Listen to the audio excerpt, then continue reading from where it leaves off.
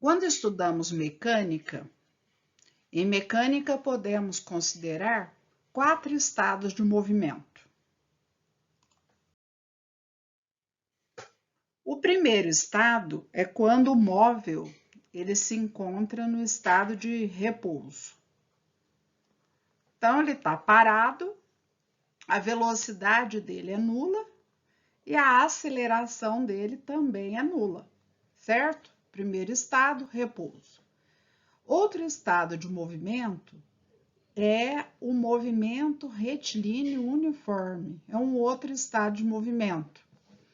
Quando a velocidade é constante, tem uma velocidade então, e como esse movimento é uniforme, significa que a velocidade não varia, então a aceleração é nula. Eu só vou fazer uma consideração aqui, olha. Toda vez que tiver esse símbolo MRU, significa movimento retilíneo e uniforme. É o movimento mais simples que existe. Quando o movimento acontece numa trajetória que é uma linha reta, certo? Como, por exemplo, numa esteira que carrega sacos de café, ela tem um movimento que é retilíneo, uniforme. Numa escada rolante, a gente tem um movimento que é retilíneo e ele também é uniforme, sem que a velocidade nem aumente nem diminua, ela é constante. Então, a aceleração é nula nesse caso. E nós ainda temos o movimento, o terceiro tipo, que é o acelerado. Movimentos acelerados são assim. Nós vamos ter a velocidade do movimento em um sentido e a aceleração nesse mesmo sentido, os dois vetores. Então, movimentos acelerados são aqueles em que vetor, velocidade e aceleração têm mesmos sentidos, esses dois tipos de vetor. Nós temos ainda o movimento que é chamado de movimento retardado. O que é o movimento retardado? O movimento retardado é aquele em que a velocidade e a aceleração têm sentidos opostos. Então, esses dois vetores têm sentidos opostos. Quando a gente fala em movimento, normalmente vão aparecer essas grandezas físicas, velocidade e aceleração. Então, deem bem uma olhada. No primeiro caso, repouso, velocidade e aceleração são nulos. No segundo caso, se o movimento é uniforme, velocidade tem um certo valor, mas a aceleração é nula. No terceiro caso, velocidade e aceleração têm mesmo sentido, acelerado. Sentidos opostos, retardado. Agora nós vamos imaginar esse problema. Esse vai ser o probleminha da aula de hoje, certo? Eu gostaria que vocês imaginassem, então, um veículo, um carro, ele está viajando por uma estrada retilínea, tá? E ele é atingido por ventos, né? Eu estou mostrando aqui, ó, esses ventos têm um sentido contrário à velocidade do carro. Certo? Essa é a velocidade, o carro está indo para a direita aqui na minha trajetória e os ventos vão atingi-lo em sentido contrário. Nós temos os dados, a massa do carro é 500 quilogramas e a força do motor é de 4.000 newtons. Vamos para as seguintes situações, então. Na primeira situação, movimento retilíneo uniforme, como é que seria isso? Então, vamos pensar, olha, eu disse anteriormente que nesse caso, há uma certa velocidade, só que ele é uniforme, então essa velocidade não pode variar. Por esse motivo, então, a gente tem que a força resultante como ela é massa vezes aceleração, essa aceleração, para que o movimento seja uniforme, a aceleração, vou escrever aqui embaixo, olha, ela tem que ser nula, tá certo? Para que ela seja igual a zero, vamos lá, força resultante, a massa do carro vezes zero, a força resultante vai ser nula, então. Por que que a força é nula? Porque o movimento é retilíneo uniforme. Isso é uma característica do movimento retilíneo uniforme, ter uma força nula sobre ele. Mas acontece que o motor está empurrando o carro. Então, nós temos aqui, olha, a força do motor, eu vou chamar essa força de F1, que é essa força que está sendo dada aqui embaixo. E o vento, ele está soprando contra. Então, nós vamos imaginar a força do vento aqui, ó, no sentido contrário, que eu vou chamar de F2.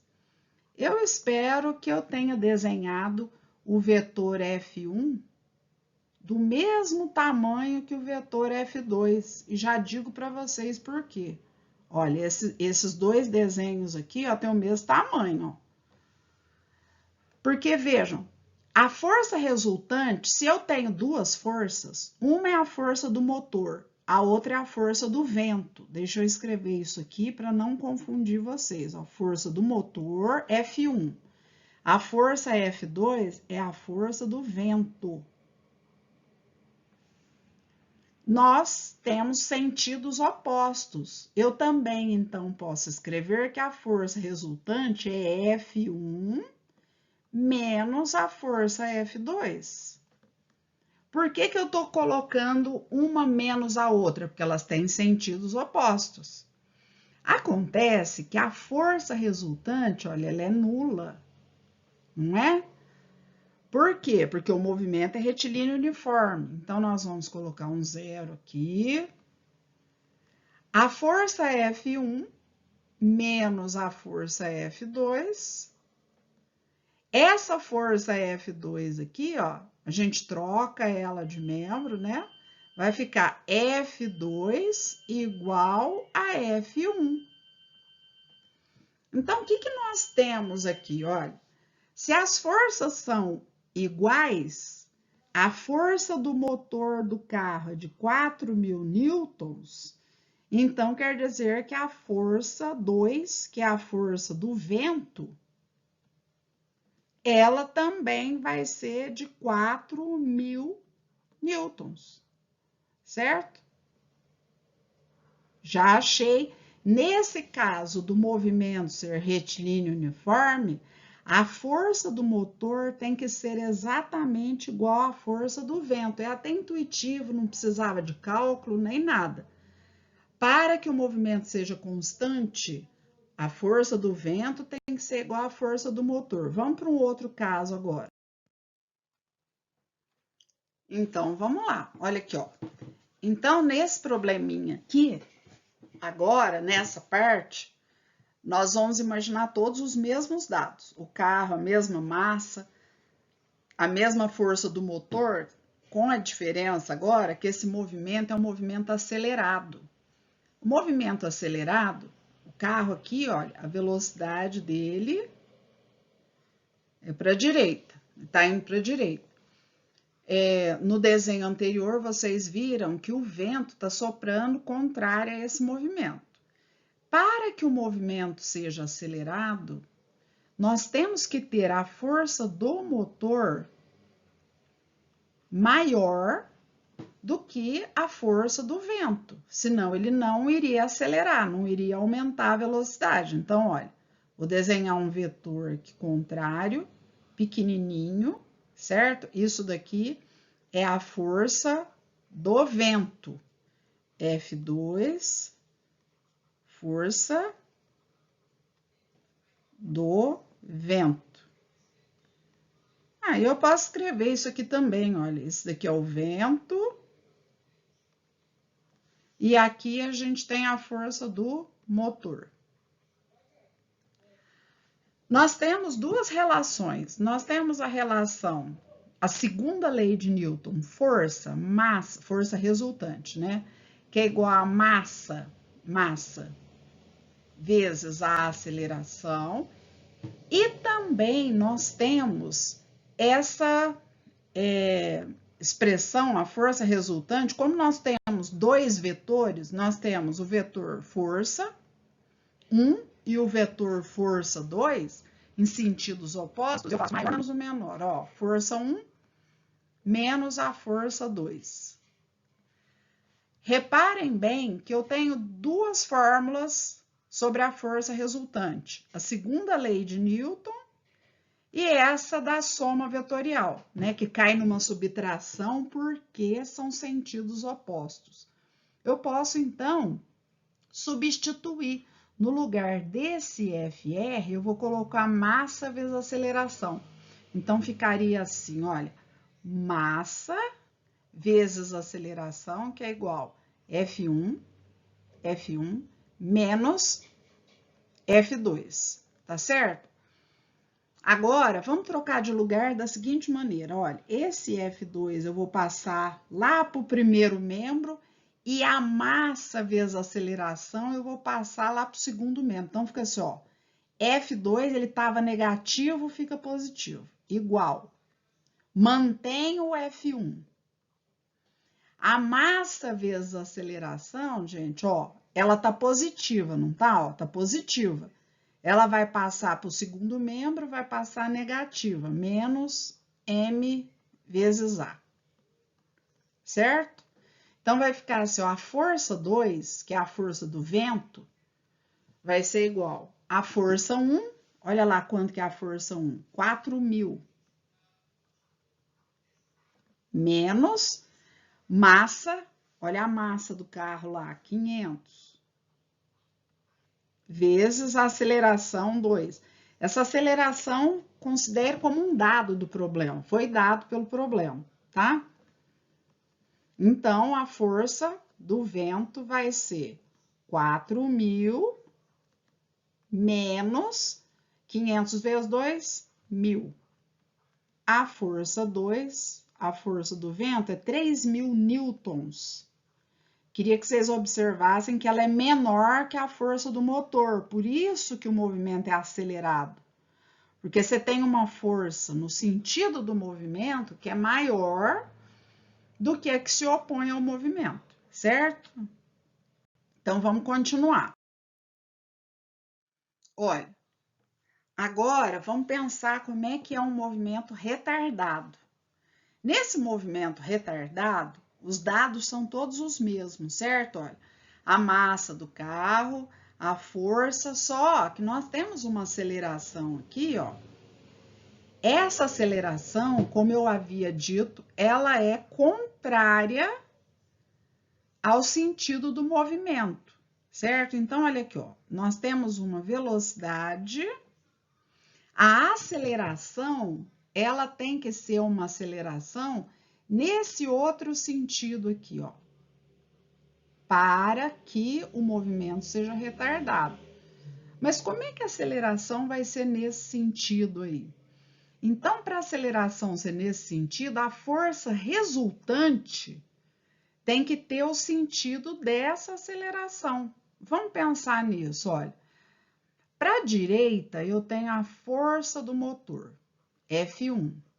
Para que o movimento seja retardado, a força do vento tem que ser muito maior, porque ela vai freando o carro. Então, olha o tamanho da força 2. Ela é muito maior, por isso que determina uma força resultante. A força resultante, ela vai apontar para a esquerda contra o movimento e essa força resultante determina essa aceleração aqui, certo? Então, uma aceleração contrária ao movimento do carro, por isso que ele é retardado. A segunda lei de Newton é essa, força resultante, massa vezes aceleração, não é isso?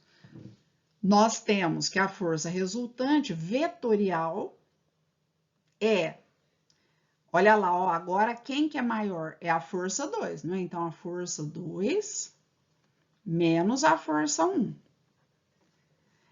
Nós temos um sistema, nós vamos substituir no lugar dessa força resultante, massa vezes aceleração. Então, como é que vai ficar? Vai ficar massa vezes aceleração, que é igual a F2 menos F1. Eu vou trocar esses membros de lugar, gente, vai ficar assim, olha. Segundo membro aqui é tudo isso, ó, F2 menos F1. O primeiro membro é massa vezes aceleração. Eu vou passar lá para o segundo membro, ó, MA. Quando a gente troca dois membros de lugar, não troca nenhuma operação, só troca os membros de lugar, não é isso? Então, vamos continuar. Olha, eu estou achando a força do vento. Então, a força do vento, F2, é igual a massa vezes a aceleração, passa o F1 que tá, vai passar para o segundo membro, né? Opa, ele passa aqui para o segundo membro positivo, mais F1, vai ficar F2 igual massa, que é 500 quilogramas, olha lá à esquerda. A aceleração são esses 2 metros por segundo ao quadrado, mais a força do motor do carro, 4.000. Nós vamos ter que o F2 vai ser igual a 1.000 mais 4.000, força do vento igual a 5.000 newtons. Reparem que essa força aqui, ó, do vento, ela é maior do que a força do motor do carro, não é? Por isso que o movimento é um movimento retardado, em que a velocidade no decorrer do tempo, ela vai diminuindo, diminuindo, tendendo a frear o carro, tá certo?